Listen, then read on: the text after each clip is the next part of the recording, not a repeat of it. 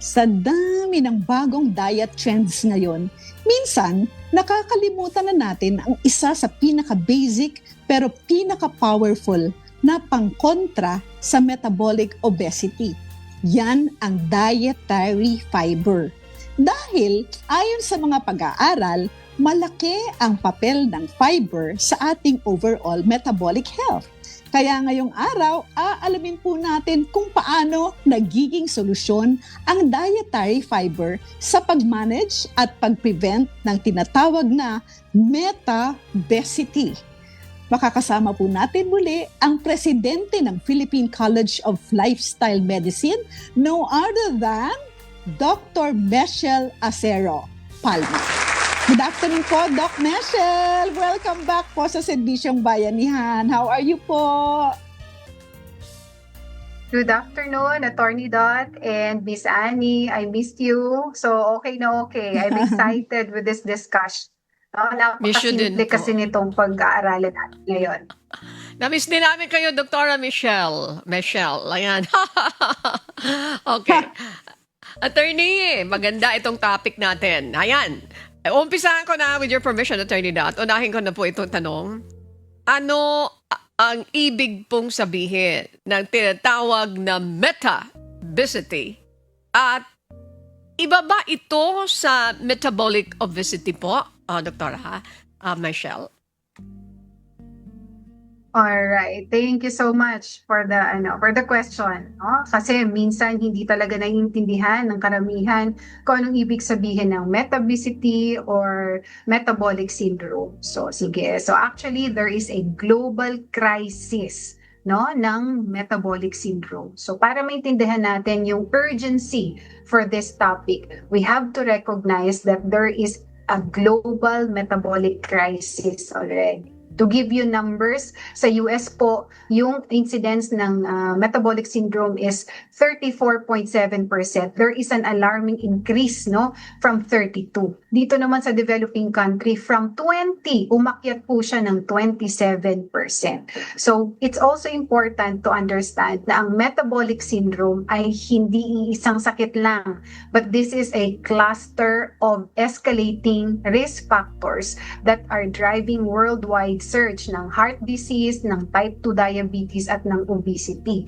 And I tell you, dietary modification remains the most economical and efficient frontline defense. Walang iba. Okay? Now, let me start with the 4 pillars of metabolic syndrome or meta-obesity. So, ano ba talaga itong condition na to? So, there are 4 pillars that you have to have so that you qualify to say na may metabolic syndrome ka. First, there is abdominal obesity, meaning yung taba natin ay concentrated dito sa tiyan. So, this is measured by waist circumference and yung body fat mo.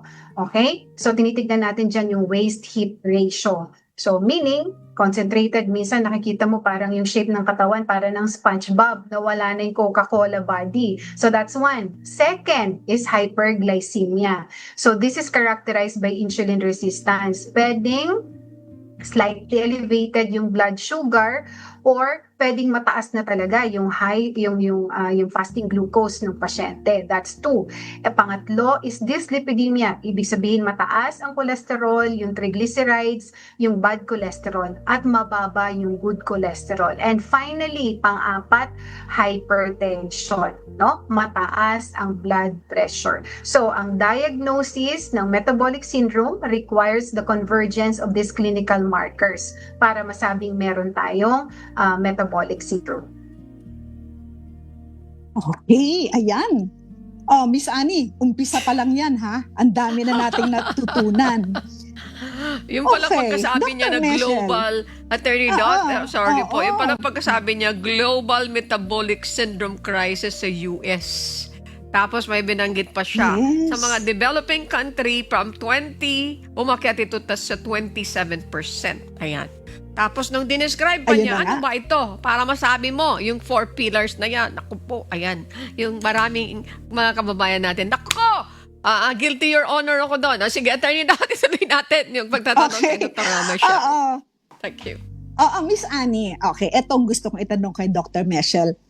Ano-ano po ba, Doktora, now that you have explained to us kung ano po itong obesity, metabesity, ano-ano po yung mga pangunahing risk factors na nagdudulot po ng metabesity sa mga Pilipino?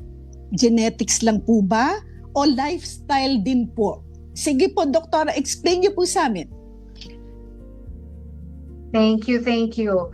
Number one, let me say na ito ay mostly lifestyle related. Pwede naman natin sabihin genetic yung hypertension, genetic din yung diabetes, pwedeng genetic din yung obesity. But did you know that less than 5% ng ating genetic makeup ang magkakaroon talaga ng expression sa ating kapangatawan? So most of those are actually lifestyle related, which are triggers. Sabi nga natin, usually yung ating genes are the bullet, pero yung lifestyle natin is the trigger. Meron tayong tinatawag na epigenetics. So it's either yung lifestyle kasi natin or our environmental exposure may either express or suppress the genes. No? So hindi ibig sabihin if you're born to parents na meron ganitong predisposing factors, madidevelop mo rin siya. So having said na ito ay dahil sa lifestyle, I would like to focus on the dietary intake. Dahil tayo ay nagsiselebrate po ng Filipino Food Month ngayong Abril. So ayan, pag-usapan natin ng pagkain. Filipinos, normally we eat a lot of fibers. No, naalala niyo yung kanta, Bahay Kubo. Anong nakalagay doon? Lahat ng klaseng gulay, right? Pero ang Filipino ngayon, adulterated na pong kinakain natin. Mostly highly processed, ultra-processed food. No, mostly fat-laden, naliligo sa mantika, etc. So, and people are taking less and less of fiber. Nasabi ko na, Attorney Dot and Miss Annie. It's really the low fiber diet that's mostly causing this problem. Kasi kung kulang ka sa fiber, remember, fiber is 0 calorie. Tinatanggal mo yan sa kanin Kaya nga nagiging puti yung kanin natin. Tinatanggal din natin yan doon sa harina, pinanggalingan ng harina. Kaya yung bread natin mostly white na rin. So tinatanggal din natin yan sa asukal. Kaya yung asukal natin ngayon ay puti na rin. So most of those are actually devoid of the fiber already. Now, let me discuss what fiber can do with metabolic syndrome at gaano ito ka-importante. So, I would like to talk about the taxonomy of the fiber. Yung fiber kasi may tinatawag tayong soluble part at insoluble part ng fiber. And then, meron din tayong tinatawag na resistant starch, no, na nade-develop natin doon sa fiber. So, this fiber can actually have 4 pathways of intervention. 4 ang pwede niyang gawin. So, we have number 1, obesity regulation. Number 2, insulin sensitivity. Yung ating lipid modulation and vascular health. 4.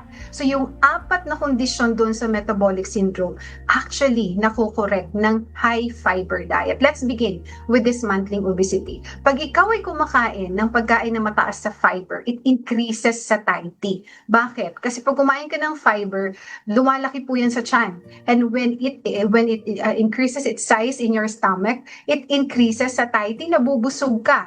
And that means hindi ka kain ng kain o maya't maya nagugutom ka. So that's why when you eat something that's low fiber, maya-maya nagugutom ka ulit kasi devoid siya ng fiber. Okay? So that's also one. Kaya ang sinasabi natin lagi, when you take something with fiber as preload, it will suppress the hunger hormone like your ghrelin, your hunger and your satiety hormones like yung GLP-1. I know, very common. Alam natin yung ini-inject, Miss Annie and Attorney Dot, no? Kahit mahal yon, nagpapa-inject para mag-lose ng weight. Your fiber has that suppression capacity as well. Number 2, it combats insulin resistance. Pag kumain ka ng something with high fiber, it breaks your glycemic load, no, or glycemic spike. Dahil itong ating fiber ay nagdi-delay ng gastric emptying. So that means hindi magi-spike yung sugar sa blood mo. Ang mangyayari po niyan, paunti-unti yan na nag-i-increase, and then while you're moving, ginagamit mo rin yung energy na yon. Number 3, it reverses dyslipidemia. This is because of the viscosity trap na meron ang fiber. Kasi ang nangyayari niyan, pag tinake mo yung fiber in the gut, there will be a thick gel network. and then it traps your cholesterol. Yung kinain mo cholesterol and then your bile acids, nandun yung action niya. And then dinudumi mo yon. So what will happen is, kukunin niya uli yung ibang bad cholesterol sa dugo mo, and then it will go to the liver and it will be processed by your body, thereby decreasing your bad cholesterol. Most of the Filipinos ang alam kung saan ang source ng fiber, gulay lang at prutas. Actually, ang highest source ng fiber po ay galing sa beans. Pwedeng sa munggo, no? Pwedeng sa red beans, pwedeng sa black beans, sa white beans, no? String beans, for example. Maraming source ng beans, no? And it actually tells us with regards to evidence, no, there will be 30% reduction ng metabesity or metabolic syndrome with global cross-sectional population ito doon sa research. Bababa yan kapag pinalitan natin yung diet natin into high fiber intake. We will start now. Miss Annie. Now na. Now na, agad. Ngayon na. Oo. O-order na ako. Hindi, alam mo, Miss Annie, okay, eto. So, before I give to you the screen, Miss Annie, Go ahead po. paulit-ulit si Doktora mula nag-umpisa yung kanyang segment hanggang ngayon na napakabuti ng high fiber diet. Okay, so Doktora, sinabi po ninyo kanina, yung mga puti na kanin, okay? Yung mga puti na sugar, natanggalan niya ng fiber. Are you telling us, Doktora, na mas maganda ang brown rice or dark rice at saka brown sugar kasi mas marami pong fiber? And please, Doktora, kasi kung yan po ang maganda po para sa mga tao, paki-enumerate nyo na po, ano po ba ang mga pagkain na matataas sa fiber aside from the beans na sinabi po ninyo? Thank you po. Alright, so definitely, Attorney Dot, no, yung brown rice kasi, it's not devoid of fiber yet. So, it's polished, no, slightly polished. May natitira pa rin na fiber. Sabi nga natin, baliktad ng mundo ngayon. Dati kasi, yung mga kumakain ng brown rice, yung mga hindi nakaka-afford na magpagiling ng bigas, binabayo lang nila yun eh. So, lahat ng kinakain dati ay binayong rice, no? Brown rice yan. Ngayon, ang nakakakain lang ng brown rice, yung nakaka-afford kasi medyo mahal na siya compared doon sa white rice kasi yun ang commercially available. May binanggit si Dr. Michelle na mayroon soluble and insoluble fiber. Ano yung kaibahan nito at paano ito tumutulong sa metabolism at digestion? Okay, so actually yung insoluble fiber, they really act as a roughage, no? So it increases your peristalsis or maybe evacuation of the stool in your gut. So kaya kapag nagtitake ka ng fiber, dumudumi ka ng regular dahil doon sa mga insoluble fibers. And then of course, because those both insoluble and insoluble fiber has something to do with your cholesterol level. Dumidikit po kasi doon ang fat, yung cholesterol, yung mantika. So they act like sponge. Kaya kapag dinumi mo yon, of course nababawasan yung magiging load ng fat sa katawan natin. That is pag nagkikita sila, if they go together, during your digestive cycle. So yung soluble fiber I mentioned earlier, yung po talaga ang may function doon sa pagpababa ng ating cholesterol. And mostly sa mga fiber na kinakain natin, mix naman talaga sila. There's component of both soluble and insoluble fiber. And I tell you, Miss Annie and Attorney Dot, that's the sad thing, no? A Filipino earning 600 pesos a day, pag tinanong mo yan kung ano ang priority nilang bilhin para sa pagkain nila, mag-uumpisa yan sa puting bigas. And then ang susunod na bibilhin either manok or isda. And then ang kasunod, pangatlo sa priority nila, groceries na. Nandito na yung noodles, nandito na yung delata, recados nila, mantika, etc. Nasaan ang gulay doon at nasaan ang prutas? Sasabihin sa'yo, hindi na po kasya. Kaya sa panahon ngayon, since we're celebrating Filipino Food Month, no, talagang we really advocate for people to maybe plant so that may additional silang sources ng pagkain natin. In a program we call Nutrition Sensitive Agriculture, talagang we highly advocate magtanim kahit sapat lang. Kung ikaw ay nasa rural area, napakayaman mo kasi marami kang lupang pwedeng pagtaniman. Do not wait for your income to increase dahil baka medyo malabo yan. Pero pag natuto tayo mag-produce ng pagkain, that is nutrition sensitive agriculture practices. Iba po kasi yung nutrition specific. Pag sinabi mo nutrition specific, mag-feeding ka lang na mag-feeding dahil yun ang kulang, yun ang deficient sa nutrition nila. Yung nutrition sensitive, i-increase mo yung access, in which yun ang problema sa Pilipinas sa ngayon. Yes, Naku po, Miss Annie. Doktora. Nako, Ganda ng Doktora. lecture nyo. Thank you. Yes, Go ahead, alam mo, Attorney Dan. Miss Annie, noon pa natin ina-advocate yan, hindi ba?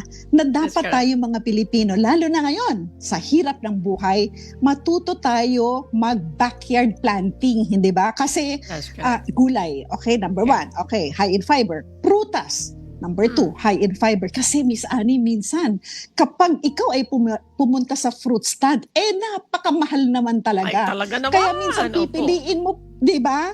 Minsan That's pipiliin mo pa talaga yung unhealthy food kaysa yung Yeah. healthy food. Doktora, ano po ang dapat na consumption namin yan? Can we do that morning, noon, and night time? Or should it be just once a day? And can we do it every day? And for how long? Go ahead po, Doktora. Yes, you can do it pre-meals, meaning if you're eating 3 times a day, that's fine. Remember, fiber po is 0 calories. Now, wala po siyang calories, so it will not count, for your intake of calorie for the day. It increases bulk.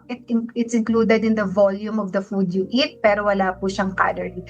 But just remember, when you take something that's fibrous, anything that's fibrous should be taken with more water. Otherwise, they will form parang clumps in your stomach. Dapat maraming tubig yan pag iniinom mo. Okay? And then another thing I forgot to mention earlier, Attorney Dot and Miss Annie, yung mga blended fruits and vegetables, actually yun ang pinaka-friendly para dun sa ayaw kumain ng gulay at prutas. Kasi pag blended siya, madali lang siyang inumin. But take note, it should be blended. Meaning kasama yung fruits at vegetables. Minsan kasi nakikita ko mostly juices. Tinatanggal nila yung fiber. Ang nandoon lang na natitira na tinitake is juice. So kahit pa fruits kasi yun, pwedeng mag-increase yung kanilang blood sugar kasi tataas talaga, magkakaroon ng glucose spike kasi wala namang fiber yun, it's devoid of the fiber. So yes, you can take it pre-meals 3 times a day. Just make sure you take it with a lot of water. So can you imagine if you take it pre-meals, konti na talaga yung magiging total meal mo, for that day kasi occupied siya ng fiber and it's 0 calorie. That's why it can help patients with diabetes, with obesity, with hypertension, and yung mga matataas ang cholesterol, which is the 4 pillars of metabolic syndrome. Doktora, ano po ang message po ninyo sa lahat ng nanonood po sa atin at nakikinig sa atin sa radyo para po maiwasan itong ina-explain nyo pa kanina na metabesity? Sige po, Doktora. Alright, so as we celebrate the Filipino Food Month, this is just a quick reminder sa ating mga Filipinos. Maybe somehow we think what will follow after every swallows. So pag tayo kumain, maybe we think what will happen when it reaches the blood circulation. And maybe think, will it nourish me?